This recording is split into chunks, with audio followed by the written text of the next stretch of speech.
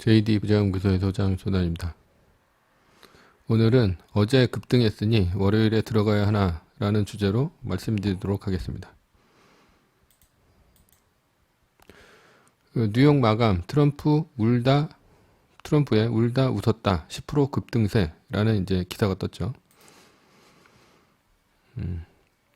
미국 뉴욕 증시가 10% 가까운 폭락, 하루 만에 다시 10% 가까운 반락에 성공했다. 이날 다우존스 30 산업평균지수는 9.36% 상승한 23,185.62, S&P 500은 230.38, 오른 9.29, 오른 2,711.02, 나스닥은 9.35% 올랐습니다. 엄청 급등했죠. 네, 엄청 급등했습니다. 이게 어느 정도로 급등한 거냐라고 보시면 이게 그 1980년도부터 지금까지인데요. 2001년 이때가 이제 보시면 닷컴 버블 때죠. 예, 닷컴 버블 때 굉장히 많이 빠졌다 올라온 때 같고, 그리고 2008년도 금융위기죠. 예, 2008년도 금융위기 때도 보면 떨어졌다 많이 올라왔을 때고, 2000년 닷컴 버블 한참일 때죠. 닷컴 버블은 참고로 2000년 1월서부터 시작해서 2003년 6월까지입니다. 그리고 2008년 10월 28일 9.53% 뭐예요? 예. 다 금융위기와 2008년도 금융위기와 그 다음에 2000년 닷컴 버블 중이라는 얘기입니다. 그러니까 2008년도 금융위기는 2008년도 9월에 시작을 해서 2009년도 9월까지 한 1년간 1년간 위기가 지속된 때를 말합니다. 그러니까 한참 뭐 할 때요? 위기일 때다. 그것도 공황일 때다라는 거죠. 그리고 2020년 3월 13일 9.35% 올랐습니다. 이건 뭐예요? 지금도 공황이라는 얘기입니다. 왜냐하면 지금 2001년도 보시면 2003년도 6월달인가 9월달 정도에 끝나거든요. 끝나는 게. 근데 이렇게 많이 올랐죠. 14.17%. 역대 최고치로 많이 올랐는데, 이때 보시면 앞으로 몇 년 남았으니까 2년 반 남았죠. 거의. 그리고 2008년도 10월 28일 9.53% 올랐지만, 이때는 뭐예요? 앞으로 몇 년 남았습니까? 2008년도 9월까지 가니까 뭐 거의 또 1년이 남은 상황입니다. 예. 1년이 남은 상황에서 지금 2020년 3월 13일 지금 마이너스 3%가 급등락을 하면서 9.35%가 뜬 거예요. 그러니까 이거 이제 끝났나 보다. 트럼프가 어저께 얘기했으니까 끝. 그러면서 오늘 들어가야 된다. 이렇게 월요일 날 들어가야 된다라고 생각하는 사람들이 있다라는 거죠. 예. 역대 5위 상승이라는 얘기는 오히려 굉장히 불안하다는 얘기하고 똑같습니다. 장 초반 상승세를 타던 증시는 트럼프 대통령의 기자회견을 기점으로 폭등세로 돌변했다. CNBC 방송은 트럼프 대통령이 드라이브 스루 검사를 통해 코로나19 검사를 확대한다는 언급에 상승폭이 커졌다. 그러니까 빨리 그 코로나 검사를 한다는 얘기죠. 그래서 상승폭이 커졌다는 얘기입니다. 그래서 그 뉴욕 증시는 어저께, 그러니까 목요일 날 거의 하여튼 블랙 목요일이 되고, 그 다음에 빨간 금요일이 된 거죠. 예, 오히려. 예. 13일에 금요일이라고 그러는데, 실제로 이제 미국 같은 경우는 목요일이 오히려 폭락을 했고, 금요일 날은 폭등을 했습니다. 13일에 금요일은 폭등을 했어요. 그래서 10% 거의 폭락하고 10% 폭등을 했다. 이거는 아주 극단에서 극단을 가는 겁니다. 그리고 극단에서 극단으로 가면 어떻게 돼요? 만약에 50% 오르고 50% 빠지고 이렇게 되면 1억이 10번만 왔다 갔다 계속하면 1억이 10번만 왔다 갔다 했을 때 2,300만 원까지 떨어집니다. 이렇게 폭락하고 폭등을 반복하면 그냥 계좌가 녹아버립니다. 예, 절대 들어가시면 안 돼요. 트럼프 대통령이 전략류 매입 의사를 바뀐 것도 투자 심리를 안정시켰다. 그래서 이제 WTI 석유가, 원유가 0.7달러, 아니 7%, 0.23달러 상승한 31.73. 뭐예요? 아직도 멀었죠. 예. 한 50달러까지 올라와야죠. 예. 그리고 지금 해결된 게 하나도 없죠. 그래서 시간 외 거래에서는 5, 6%대 상승. 이거는 시간 외는 월요일날 가봐야 됩니다. 예. 그렇게 올라갈지 어쩔지는. 엑슨모빌이 2%가량 상승했는데, 실제로는 엑슨모빌 한 30% 이상 폭락했죠. 예. 엑슨모빌은 그래서 지금 배당을 한 8.5% 이상을 줍니다. 예. 그러니까 너무 많이 폭락을 했기 때문에. 그러니까 배당주 찾으시면 엑슨모빌 하시면 돼요. 예. 지금 AT&T는 게임도 안 됩니다. 음, 그래서 여기 보시면 지금 이런 널뛰기 장세는 어떻게 해야 되냐? 오히려 이제 오른 날을 이제 우리가 가정을 해서 생각을 해봐야 된다는 얘기예요. 오히려 오른 날. 그러니까 뭐 트럼프가 얘기한 이런 이벤트적인 거 말고 여기서 이게 다 땜질령이지 실제로는 해결된 게 없죠. 제일 큰 위기로서는 이제 두 가지인데 하나는 코로나고 하나는 어, 코로나로 인한 그 러시아와 사우디의 유가 패권 전쟁이죠. 예, 유가 패권 전쟁 때문에 많이 떨어졌는데 그런 것들이 아무것도 해결된 게 없습니다. 해결된 게 없는데 이렇게 폭등을 했다고 해서 들어가면 안 된다는 얘기죠. 그리고 일단은 오른 게 그러니까 안정적으로 올랐다 이런 그래프들을 다 찾아보면 하루에 마이너스 2% 이상 떨어진 날이 없어요. 예, 하루에 2% 이상 떨어진 날이 없기 때문에 안정적으로 오른 시기는 그냥 마이너스 1%도 가끔 나옵니다. 진짜. 그리고 매일같이 오른 날도 1% 이상 오르질 않아요. 오르는 경우는. 그래서 여기 널뛰기 장세라고 있는데 칼럼을 찾아보시면 유튜브에 있으니까 그걸 좀 참고를 하시고요. 그거 보시면 확연히 이제 그래프를 보면서 알 수 있어요. 그래서 오르는 거는 절대적으로 마이너스 2% 이상이 뜨지 말아야 된다라는 거죠. 그게 뭐 마이너스 2% 이상이 얼마만큼 안 나오는지는 제가 지금 연구를 하고 있습니다. 마이너스 1% 이상도 거의 없습니다. 오를 때는. 그러니까 이럴 때는 그냥 올랐다 내렸다 그냥 널뛰기 장세로 가는 거예요. 꾸준히 오를 때는 절대 2% 마이너스 2% 이상이 없습니다. 예. 그리고 솔직히 오를 때도 플러스 1% 이상이 없어요. 예, 잘. 거의 0.2%, 0.3% 이런 식으로 올라가지 뭐 1%도 거의 없습니다. 근데 지금 9%가 급등했다? 이건 완전히 비정상적인 거죠. 예, 지금 들어가면 절대 안 된다는 거예요. 그래야지 꾸준하게 올라간다는 얘기입니다. 지금 달러원 환율은 1211.78로 소폭 올랐습니다. 그리고 달러 인덱스는 98.69로 강세요. 이게 얼마 전까지만 해도 94까지 떨어졌었어요. 왜 94까지 떨어졌냐? 이게 지난번 연준이 금리 컷 했죠. 0.5%. 그것 때문에 주가가 급락을 했는데 그것 때문에 글로벌 머니들이 어떻게 무브를 했냐? 유럽하고 일본으로 가버렸습니다. 그러면서 글로벌 자금들이 유로하고 엔화를 폭등을 시켜버렸죠. 그러면서 이제 반대로 유럽하고 일본의 증시는 박살이 났어요. 예, 뭐 유럽, 이탈리아 같은 데 막 12%씩 떨어지고 있는 장난 아니죠.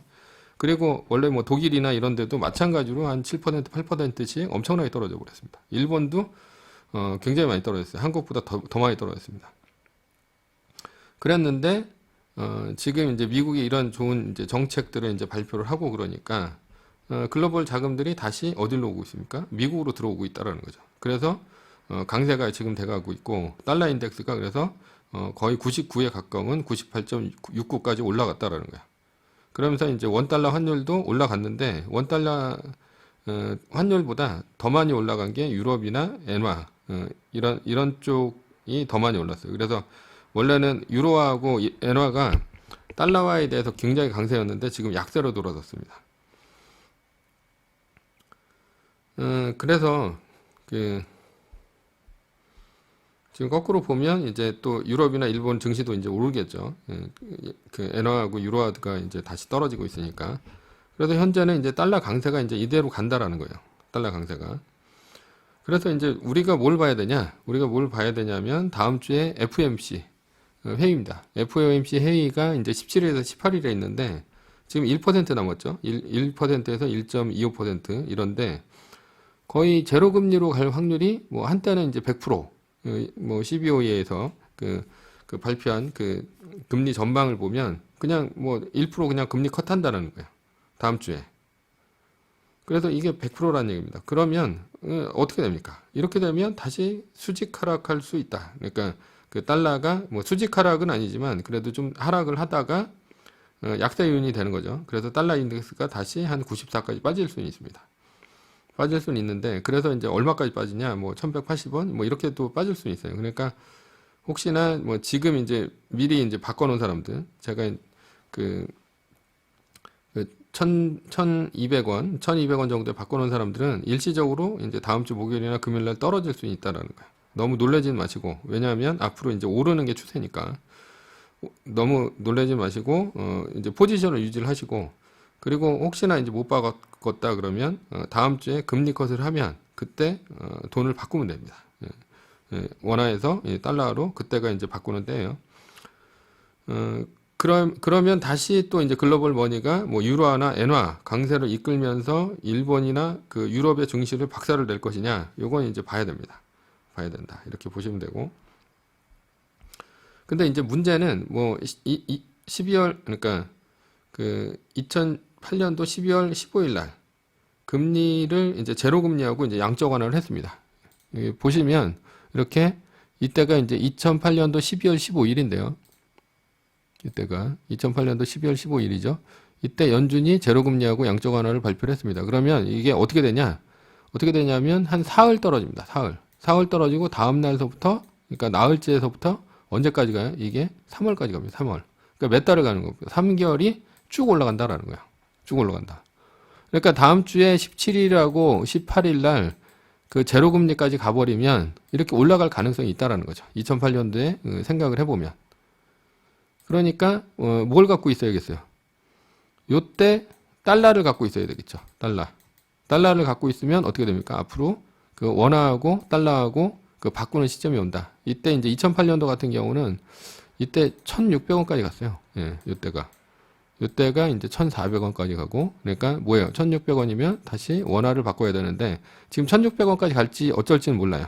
어쩔지는 모르는데 우리가 이제 여기서 중요시 봐야 될 것은 이렇게 이제 달러 인덱스가 급락을 하는 장대 음봉이 나왔죠. 이게 이제 한 4% 정도 하락하더라고요. 이게 그 이제 보니까. 그러니까 이 달러 인덱스를 보다가 한 4% 이상 하락을 한다. 그러면은 그때는 다시 달러를, 그러니까 그 원화로 바꿨다가 원화로 이제 바꿀 때라는 거죠. 이렇게 갔다가 이렇게 떨어지면 그럼 원화로 바꾸고 그 다음에 그 더 많이 떨어지면 1,200원대까지 다시 가면 그때는 다시 달러로 바꾸는 거죠. 원화를. 그러면 여기서 여기까지 한 20% 이상이 됩니다. 25% 정도 됩니다. 25%. 그리고 이제 공항이 끝납니다. 이때 이제 한 6월 달 정도에 이제 공항이 끝나는데, 아니 9월인가요? 9월 달 정도에 끝나는데 그때는 한 1,100원 정도 돼요. 예. 그러니까 그때 달러를 바꿔 놓으면 좋다라는 거죠. 예. 근데 만약에 그 생각을 해보면 뭐 이때 그 이거는 뭐예요? 2008년도 12월 15일 날 연준이 제로 금리하고 양적 완화를 한 거죠. 근데 만약에 예를 들어서 다음 주죠. 다음 주 3월 17일에서 18일 이때 당시에 1% 금리 컷을 안 했다. 그러니까 제로 금리로 안 갔다라고 하면 주가가 또 이때 확 빠질 수는 있습니다. 왜냐하면 이렇게 다 기대를 하고 있거든요. 이래서 이제 주식 경기를 살리고 이제 경기를 살리겠다라고 생각을 했는데 연준이 야 이러면 다시 또 글로벌 머니가 또 어디로 가요? 유럽이나 엔으로 가고 얘네들이 강세로 돌아가고 유럽 시장하고 일본 시장이 주식 시장이 폭락을 하면서 다시 또 어디로 옵니까? 예, 미국 시장으로 와서 미국 시장이 또 주식 폭락이 또 있다라는 거죠. 그렇게 되면 어떻게 됩니까? 예. 또다시 이제 위기가 있을 수 있으니까 이때 또 금리 컷을 하는 게 이게 맞냐. 이때 2008년도 금융위기 당시에는 경기 부양을 해야 되니까 맞는데 지금은 코로나 때문에 되게 힘든 거 아니에요? 예. 그래서 금리를 떨어뜨린다고 해서 코로나 위기가 해결되는 게 아니지 않습니까? 그러니까 안 할 수도 있다라는 거예요. 안 할 수도 있으면 어떻게 됩니까? 그때는 달러 인덱스가 바로 치고 올라가겠죠. 지금 98이니까 그냥 올라가는 거예요. 원래는 양적 완화를 하면 이렇게 떨어졌다가 올라가는 게 정상인데 그걸 안 했다. 그러면 사람들이 심리가 완전히 바뀌겠죠. 이거 달러밖에 믿을 게 없다. 그러면서 쭉 올라갈 거라는 얘기입니다. 요즘에 이제 TLT라든가 이런 채권들 다 떨어지고 있죠. 금도 엄청나게 떨어지고 있고 다 떨어지고 있는데 우리가 이제 불안이 극에 달하면 그러면 뭐만 찾냐? 달러만 찾습니다. 달러만 찾기 때문에 다른 돈은 필요 없다. 채권 이런 거 필요 없어요. 그래서 이제 TLT 같은 경우가 지금 수직 하락하고 있고 그때는 또 이게 또 17일에서 18일 날 혹시나 또 제로 금리까지 안 가면 TLT가 올라갈 수도 있습니다. 반대로 가니까. 그래서 이 달러를 갖게 되는데 왜 달러를 갖게 되느냐? 예를 들어서 현재 실물에서 쓰이는 건 다 달러예요. 그러니까 채권 같은 경우는 주식이 떨어지니까 일시적으로 채권으로 가긴 했는데 이렇게 되면 지금 불안이 극에 달했죠. 불안이 극에 달하면 사람들은 달러를 확보하려고 그럽니다. 채권 필요 없어요. 왜 채권이 필요 없냐? 사업을 하는 사람이 있다고 쳐봐요. 사업을 하는 사람이 이제 직원 월급도 주고, 그죠? 예. 그 다음에 또 뭐도 줘야 됩니까? 예, 뭐, 그 빚도 갚아야 되고, 자재 대금도 줘야 되고, 뭐 이런 것들. 결제도 해야 되고, 그러는데 뭐가 필요합니까? 달러가 필요하죠. 채권은 필요가 없습니다. 근데, 그 시장에서는 달러가 말라요. 시장에서는. 달러가 마른다는 소리가 뭐냐? 이게 뭐냐면, 레포 시장인데, 보시면 양적 완화에 다가서는 연준, 단기 유동성 공급 확 늘렸다. 지금은 이제 양적 완화를 하고 있습니다. 그러니까 2008년도처럼 얼마를 하겠다 이렇게 한 건 아닌데, 요거 보시면 3월 13일이죠.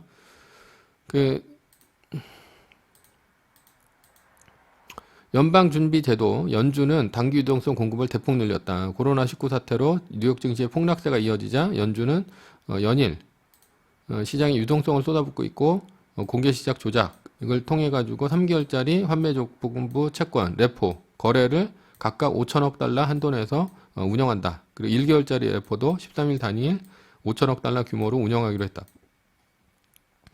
이렇게 되면 12일, 13일에 걸쳐서 1조 5천억 달러의 단기 유동성이 시장에 공급되는 것이라고 월스트리트 저널은 추가로 전했다. 이게 뭐냐면 그러니까 이 레포가 뭐냐면 시장인데 돈을 빌릴 수 있는 시장이에요. 돈을 빌릴 수 있는 시장인데 어떤 시장이냐면 채권이죠, 채권. 채권을 맡기고 돈을 빌려가는 거죠. 돈을 빌려가는 겁니다. 근데 채권이 지금 어디랑 연동돼 있습니까? 기준금리랑 연동돼 있죠. 기준금리 얼마예요? 예, 1%죠. 그러니까 채권을 1%에 빌리는 거야. 그럼 이걸 누가 빌려가냐? 이 채권을 맡기고 누가 빌려가냐면 뭐 그런 지금 셰일가스 업체라든가 뭐 이런 뭐 부동산 리츠 업체라든가 아니면 리테일 같은 업체들이 있어요. 그러니까 소매 판매 뭐 이런 업체들이 있는데 이런 업체들이 싸게 돈을 빌려가지고 뭐 직원 월급도 주고 아니면 리츠 같은 경우는 부동산 투자도 해가지고 월세 받는 거죠. 그러니까 갭 투자를 해가지고 월세 받고 뭐 이런 시장인데 셰일가스 같은 경우는 이제 셰일가스 팔겠죠. 그런 식으로. 근데 이 시장이 레포 시장이 막히는 거죠. 이게 이제 2018년도 아니 19년도 9월 달까지 계속 유동성을 이제 이 감소를 시켰거든요. 이 패드에서. 그러다 보니까 레포 시장에서 돈이 돌질 않아요. 그래서 원래 이제 이 레포 시장의 금리는 뭐하고 똑같냐면 기준금리하고 똑같습니다. 그래서 기준금리는 얼마예요? 지금 1%. 그러니까 그때 당시에는 뭐 0.5% 지금 인하를 했으니까 1.5%였었죠. 1.5%인데 1.5%하고 똑같아야 되는데 이게 갑자기 하루에 10%까지 올라갑니다. 뭐예요? 돈 안 빌려주겠다는 얘기죠. 그리고 돈 없다는 얘기입니다. 그러니까 어떻게 됩니까? 부도의 도산이 있는 거죠. 셰일가스 업체, 그 다음에 부동산 리츠 업체, 리테일 업체 이런 데가 갑자기 부도 공포가 몰려오는 거예요. 그러니까 그때부터 부랴부랴 유동성 공급을 엄청나게 한 거죠. 그래서 레포 시장에다가 유동성을 어마어마하게 공급하고 있다는 얘기입니다. 지금. 그리고 이걸 더한다 이 얘기예요. 더한다 연준이. 그래서 만약에 연준이 이렇게 공급을 하는 이유는 이 정도로 이제 유동성 공급을 한다는 얘기예요. 한다는 얘기고, 그리고 이 유동성 공급을 이렇게 하면 뭐만 필요하냐? 달러가 필요합니다. 달러가. 채권 필요 없다는 얘기예요. 달러만 필요하지. 그러니까 그 사람들 전부 뭐 자재 대금이나 아니면 뭐 직원 월급이나 뭐 공과금이나 이런 것들 전부 달러로 내야 되는데 이 시장이 막힌 거죠. 이 시장이 막히니까 여기서 레포 시장에다 어마어마하게 이제 돈을 주면 그렇다 하더라도 여기서 이제 글로벌 플레이어들 뭐 예를 들어 골드만삭스나 이런 놈들이 또 돈을 풀어줘야 되는데 그 돈을 안 풀어주니까 자기네들도 힘들거든. 지금 이게 증권 시장이 막 무너지려고 하면서 신흥국에 빌려줬던 그런 것들이 이제 부실화될 수 있어요. 그리고 셰일가스나 이런 데다가 돈 빌려줬던 게 부실화되면 그럼 자기네들도 동시에 파산하는 거예요. 그러니까 지금 연준이 돈을 이렇게까지 이제 풀어버리는 거죠.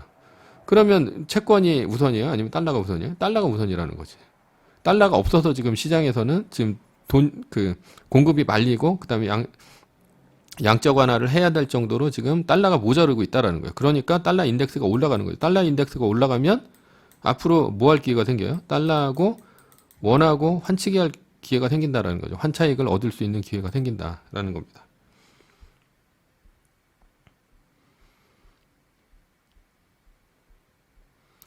근데 만약에 이제 연준이 이때 뭐 17일하고 18일 날, 뭐 안 했다 또, 예, 뭐 만약에 금리 제로 컷을 안 했다라든가 뭐 이런 식으로 되면 또 굉장히 힘들어지겠죠. 주식 시장이. 그러면 주식 시장이 엄청나게 빠질 수 있습니다. 그러면 만약에 지금 우리가 또 이제 궁금해하는 게 이제 금은 어떻게 되냐 이렇게 물어보는 사람들이 있어요. 꼭 이거 얘기하면 저는 뭐 금하고는 별로 그렇게 어, 금을 이제 추천하진 않습니다. 추천하진 않는데 금 같은 경우가 유동성이 막히면 그냥 빠지는 수가 있어요. 지금 같은 경우도 금이 그냥 급락을 막 하는데 이것도 이제 2008년도 12월 15일이죠. 이때 뭐 한 거예요? 연준이 제로 금리하고 양적 완화를 한 거죠. 그렇게 되니까 금 같은 경우는 이렇게 쭉 빠졌다가 유동성 공급을 안 하니까 이때 이제 양적 완화를 어마어마하게 하니까 이렇게 올라가는 떨어졌다 올라갔다 떨어졌다 올라갔다 하면서 이렇게 쭉 우상향하는 그래프를 그린다라는 거죠. 그러니까 양적 완화를 하고 제로 금리까지 가고 이제 할 거 다 했다. 그 다음에 더 이상 쓸 게 없다. 그렇게 되면 연준이 그렇게 되면 그때는 금이 올라갈 수는 있다라는 거예요. 지금까지로 봤을 땐.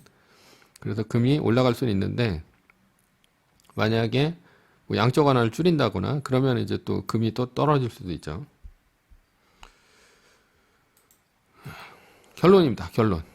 뭐예요? 결론은 주식 들어갈 때 아니다라는 겁니다. 주식 올라갈 때는 지금 9% 올랐으니까 들어가야 되는 거 아니냐 이러는데 지금은 주식 들어갈 때 아니라는 거예요. 왜 아니냐? 올라갈 때는 패턴이 있다라는 거죠. 뭐예요?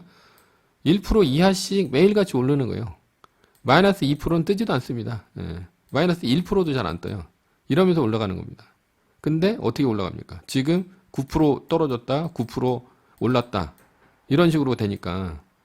그리고 급등락이 이렇게 되면 안 된다라는 거죠. 2% 올라도 안 돼요. 오르는 것도. 올라갈 때는 거의 이제 뭐 0.2%, 0.3%씩 그렇게 가야 되는데 그렇게 뭐 그것까지는 안 바란다 하더라도 마이너스 2% 이상이 자꾸만 뜨면 안 됩니다. 최소한. 근데 지금은 뭐 밥 먹듯이 뜨죠. 마이너스 2% 이상은. 그러니까 아직은 이 등락이 널뛰기 장세다. 널뛰기 장세다. 그래서 널뛰기 장세하면 어떻게 됩니까? 이렇게 가다가 이렇게 가죠. 이게 50%씩 계속 1억을 갖고 50%씩 계속 올렸다 그러니까 올라갔다 내려갔다 하면 1억 5천이 됐다가 그 다음에 뭐 7,500이 됐다가 1억 1,500이 됐다가 뭐 6,500이 됐다 이런 식으로 되면서 10번만 왔다 갔다 한다 하더라도 2,300이 날라갑니다. 2,300밖에 안 남아요. 1억이 원금이. 그러니까 지금 목요일 날은 9% 오르고 그 다음에 금요일 날 또 9% 떨어지고 이러면 이거 뭐랑 똑같아요? 50% 오른 거 50% 올랐다 50% 빠졌다 이거랑 똑같잖아요. 근데 지금 또 마이너스가 더 많잖아. 지금 플러스보다도. 그러니까 지금은 이렇게 한 20% 금액으로 엄청나게 줄어드는 그런 M자형 구간이다라는 겁니다. M자형 구간이다.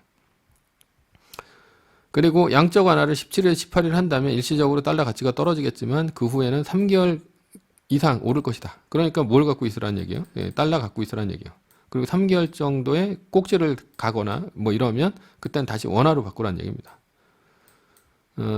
그래서 만약에 이제 이렇게 17일, 18일 날 뭐 제로 금리를 하고 양적 완화를 했다 그러면 일시적으로 달러 인덱스가 떨어질 수는 있습니다.